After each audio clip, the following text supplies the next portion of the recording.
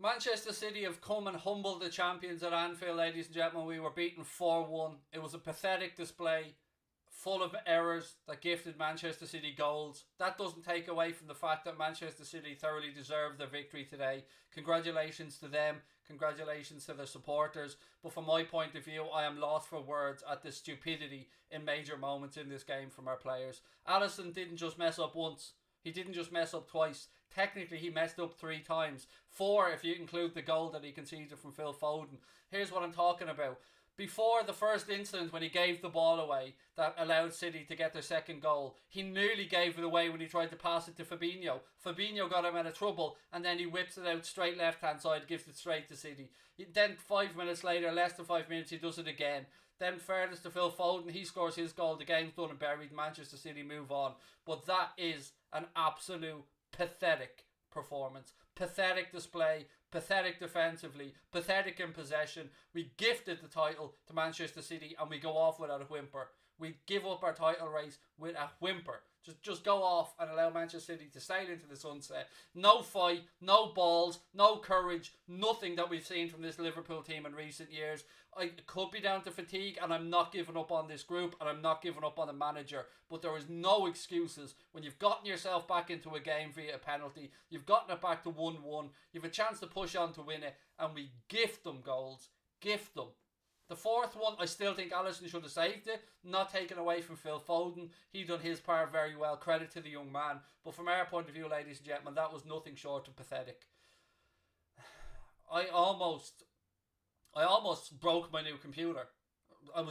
You've seen the stream, you don't need me to talk to you about it. You know, in these big moments I get very worked up. I calm down then when I come back for the post-match shows, but that is a disgrace.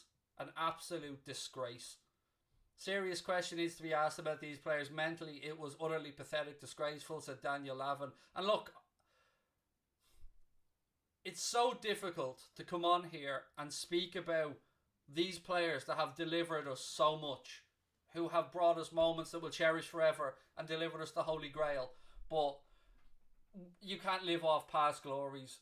We were atrocious, and that's our 3rd defeat in a row at Anfield. That is unacceptable for any Liverpool team, let alone a Liverpool team filled with people that have won the Champions League, won the Club World Cup, won the Super Cup and won the Premier League. That is a shambles.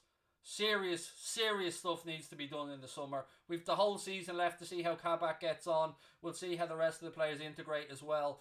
But look, we need some serious new blood, because this group have gotten stale, and that's understandable.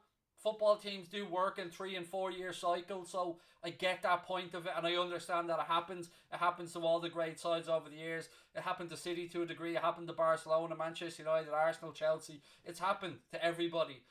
But to see it unfold the way it has been so disheartening. Because if there's one thing that we've never accused these players of, it's a lack of fight and a lack of heart. And today, and in other games recently, we haven't seen that. And we haven't seen... And I understand fatigue, and I understand the toll that everything has taken on them over the past few seasons to perform to the levels that they have. It's been the level that Manchester City and Liverpool have set for league point tallies over the past 3-4 seasons have been ridiculous. And both sides have set record after record. But to do what we have, to capitulate the way we have, I've never thought I would see that happen. Fair enough about not winning the title back-to-back. Fair enough about that. But to see the capitulation the way we have, to gift them 3 goals. Trent for the first goal gave the ball away. Straight, I think it was Phil Foden, and they went and scored. We get ourselves back into it, and we were already given it a lifeline after Gundogan missed the penalty after Raheem Sterling was fouled by Fabinho, which I have no qualms about. It was 100% a penalty. So we were already gifted a lifeline. Then Manchester City take the lead through Gundogan, who's playing very good football. We know he's a talented player, and we get ourselves back into it. Salah gets fouled, we get a penalty, we get back into it. And then from that point onwards, we completely capitulated, and City came and humbled us on our own pitch. Humbled us on our own pitch. It's so disheartening, ladies and gentlemen. Premier League season over. Time to focus on the Champions League, said Armando. Thank you for that super chat, mate. People are saying audio is low. Let me hire it up a little bit. Hopefully this works. I'll try it on a couple of things. Let me just hire up the audio for you on a few things, ladies and gents. Audio should be high enough, to be fair. Let me just move this a little bit closer. I'll turn the audio up, so hopefully it is a bit closer there for all of you. Hopefully this is a bit better. Look, I accept the banter that's coming into the chat. Look, we deserve all the banter that comes our way today. As I said, I've always said, I'm big and ugly enough to dish it out. I'm absolutely okay to take it as well. It wasn't a dive, mate. Harry, let's be fair. I'm big enough to say that their penalty was... And for that gentleman above to say worst champions ever, mate, be fair. Be fair. We were fantastic last year. Defense of a title, shocking maybe, but he didn't dive. Harry, he absolutely didn't dive for the penalty, mate. His arm was pulled, same as we've seen from many other players. There's just no excuse on what Alisson did. Like, just put your foot through it, mate, and launch it long. Put it out into the stands. I'm still baffled. I'm watching the replay of it here, ladies and gents, and I still can't believe it actually happened. Like, I'm genuinely in disbelief at what unfolded. People are saying the audio is too low. I've hired up the audio and I can see it's at a decent level. Yeah, the audio looks at a decent level to me. I'll hire up my microphone here a bit, but I have it up high, excuse me. We're a shambles, correct. Any regulars in the channel, let me know if the audio is okay. It's good, thank you. No, my audio's fine, so stop trying to wind me up. Anyway, look, as I always say, I'll give credit where it's due, and credit to Pep Guardiola and credit to Manchester City, and they'll probably go on to win the title this year. And as I've always said, if you're on top of the league table after 38 games, it's no accident. Whoever wins the league title deserves to win the league title. But for us, this has been pathetic. Worst moment in the match, it's got to be that first Alisson moment, because his head was clearly gone after that for the second one. Yeah, it has to be the first Alisson moment, mate. I just don't understand it. I just do not get it. You've got yourself back into the match with the penalty. We've got it back to 1-1, and we could try and push on and win it. And then from that point on, we just absolutely fell apart. It was shocking to see. 10 points, the gap's only 10 points. The gap's, look, we're done. There's no Premier League title race for Liverpool this season. It's a top 4 race now, let's be honest about it. And we need to regroup and make sure that we get in. We finish second or third. We can't be leaving ourselves with the possibility without Champions League football next season. That would be... And I don't think we will. In all fairness, I think we will regroup, and I think we will get Champions League football. And there's a huge game again coming up next weekend against Leicester City. But that was the performance of a team that just gave up their league title, that just handed it away. Not felt this going low in a good while, said Colin. Mate, I am devastated. Devastated. And there isn't, like... There's no scapegoat. Well, there is scapegoats, but there's no excuse for it. Like, there's not... City did their part, and I'm not going to have no digs at City whatsoever here. They've done their part. They've won the game. No contentious decisions, nothing like that. Fair play, but I'm honestly... We can't take this into the game against Leipzig, because we will be in a whole world of trouble. This is... I'm at a point where I'm thinking we really do need to start clearing people out. And I mean, like, you can't live off reputations in this game. You've got to earn it. And yes, Salah's been scoring goals, but like, our front three have not looked the same. And yeah, I understand the defensive stuff, and I understand all that, but we've brought in 2 centre-backs now. Let's see how Kabak gets on. But the club need to act in the summer. The club need to back the manager massively, and we need to re-establish ourselves and get some fresh blood in, because these lads look absolutely exhausted. And they've performed heroics. They've given us some of the greatest moments I've ever had in my life as a football fan. But as I said, you're only as good as your last result, and that's our 3rd home defeat in a row in the Premier League, which is wholly unacceptable in any era. Harry, I appreciate you believe Salah dived, mate, and that is your opinion. and I respect it. My opinion is that it was a penalty, the same as many other penalties we've seen. But look, pal, we just agree to disagree on that one. No problem. Do I stream darts on Mundo Sport? I will be, Blake, when the Premier League of Darts starts in April, mate. Club tactics not working at all. He should let Kabak play centre back. I think the problem could just be there, mate. It might just be been a little bit too soon. Like, I wondered if he would have started Kabak, and when we spoke about it during the week, I thought maybe he will play Kabak alongside Fabinho and push Hendo into midfield, but maybe he just felt he hadn't had enough sessions, or he just wasn't quite ready to go yet. I mean, Ben Davies wasn't even on the bench, so, you know, he obviously feels he isn't up to speed yet. Allison turning into prime Karius. You know, funnily enough, mate, that's exactly what Connor said to me on the phone before we speak in between each stream, and when the match ended he always rings and we talk about, you know, stream titles and stuff, but he said the same. Like, I mean, I'm going to be slaughtered all over Twitter for this, and I'll be on TikTok, I'm sure, and everywhere else, but I don't give a shite, because if any Liverpool fan was sitting at home and wasn't reacting the same way to how that was unfolding, then I don't know. I don't know if it just means more to some of us than others, or if some people are just calmer than me. I don't know, but that was in a season that's been full of lows, that's probably the lowest for me. I don't know. Let me get into the chat and see how you guys are feeling anyway. United fan here was hoping for a Liverpool win, but mistakes cost you. Top 4 race really interesting with so many teams going for it. I think City have the league, love the content. Thank you, Dean. And look, I agree with you. I think City have the title as well. And I think it will be a race. You've got Spurs, you've got Leicester, you've United, you've Liverpool, potentially Everton. It could be an outsider up there as well. A few teams. That top 4, Chelsea, of course, that top 4 race is going to be touch and go. And we have to regather ourselves, or we could find ourselves in a financial mess. Unable to attract players because of no Champions League football, so they need to right these wrongs. And look, Jota will be back soon. He, you know, will give us options. I'm trying to look for any positive I can here in this scenario, but I'll never understand why Trent passed the ball back across his own box when you're taught not to do it as a kid. I'll never understand, as a former keeper myself, why, if you're in any doubt, why Alisson didn't just put that ball out into the stands or launch it as far as he can up the pitch. And I can certainly never understand why he did it a second time. Just kick it out for a corner, kick it out for a throw. The old adage comes to mind, if in doubt, put it out. It's one of the first things you're ever taught when you're playing football.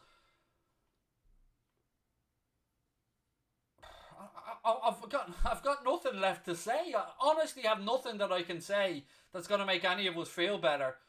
I'm glad that I've got tomorrow off, put it that way, because I need it mentally as well as the rest of you. I'm shattered after what we've seen recently. To lose 3 in a row at Anfield after going 67 or so games unbeaten it just shows you we have capitulated this season. We're out of the FA Cup. United knocked us out of that. Out of the League Cup. We have a Champions League last 16 tie, which we need to concentrate on, and that should be the focus. We need to make sure that we're ready for Leipzig and go and see what we can do in that competition. But these guys need confidence. We need to bring some confidence back into the team, and that's up to the manager and the training staff and the coaches to do, and of course the captain and the other senior players at the club, because we've lost our swagger and we need to regain some swagger, because City played with swagger. City played like a team that knew they were going to win. City played like a team that knew that they were going to go on to win that game, and that's what we were like. That's what we've been like in the last couple of years. So I credit Pep Guardiola and Manchester City on their win today, but I cannot and will not be able to explain the capitulation other than mental fatigue and physical fatigue. But is that an excuse when you're a club as big as Liverpool with a squad as big as ours? I don't think it can be an excuse, if I'm being honest. We've brought in centre-backs. There is no excuses. Like, I've got nothing to say here that's going to make anyone feel better. I've got no magic wand that I can pull out. All I can say is I believe that we'll regroup. I believe in the manager. And I believe that we will get back to ourselves and we'll be a better side next season. I've every belief in this. It's an important summer ahead, of course, we know that. It's an important summer for a lot of clubs, but for us in particular, we're looking like a side that really needs to transition now, and Klopp needs to bring through his second team, if you want to call it that. You know, we've had our cycle of 3 or 4 years, and now some of these guys need to be moved on, and fresh blood needs to be brought in, because they can't keep it up. It's what Klopp asks of the players is very physically demanding, very mentally demanding, and that is a fact. And we've seen it with City last year, and it was us this year. So, you know, all I can say is congratulate the winners. Fair dues, no problem whatsoever. I'll take all the banter, of course, that comes our way, because, you know, we dish it out and we'll take it. But yeah, it's heartbreaking. It's heartbreaking to just go out with a whimper like that without any fight.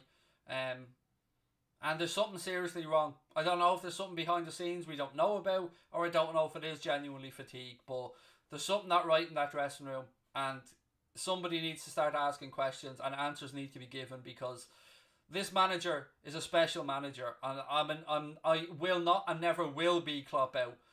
So I've every faith in Klopp, but I believe that we do need to change things, and we do need to add some bodies, and we do need to refresh it. And we will have Jota back next season. We will have we'll have Van Dijk back and Gomez back, and, you know, we'll push on. But it's not our season this season, folks, and it's been a humbling one at times.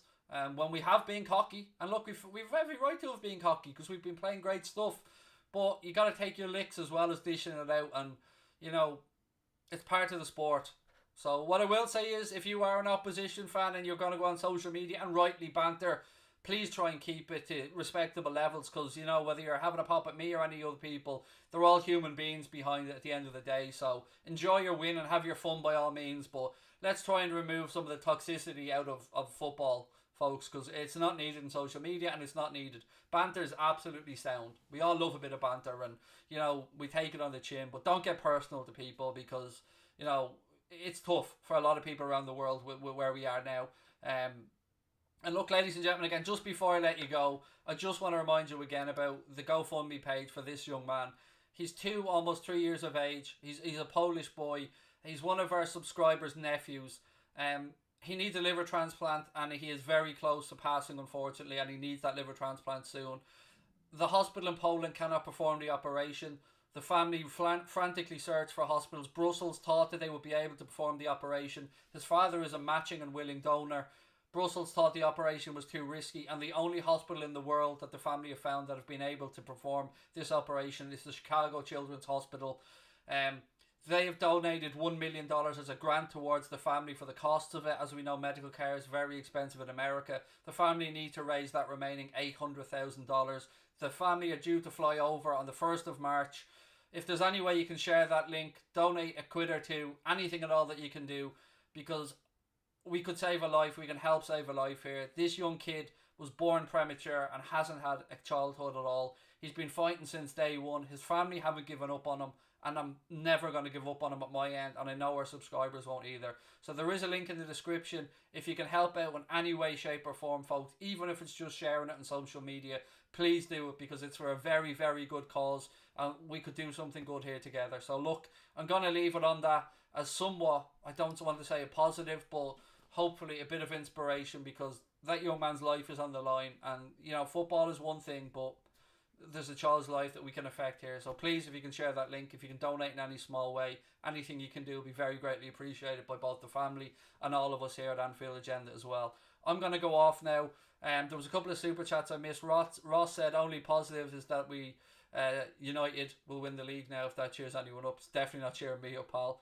And the other super chat said, this squad has given us some great moments. We should stand with them in worse moments. It's clear players need a mental break. We'll go again next season with renewed vigour. Thank you, Akash, for that super chat, mate. I really appreciate it. Look, ladies and gentlemen, to all of you and your families, stay well, stay safe. Lots of love to all of you, wherever in the world you're watching from. If you're going to watch the Super Bowl tonight, I hope you enjoy it. Congratulations again to City on their win today. It's back to the drawing board for us, folks, and, you know, I'm sure we'll see brighter days ahead, but take care of each other, and I'll be back soon. Jack Gill's going to be live in a minute with his match reaction, by the way, if you want to stay tuned for that one. So thank you all very much. Stay well, stay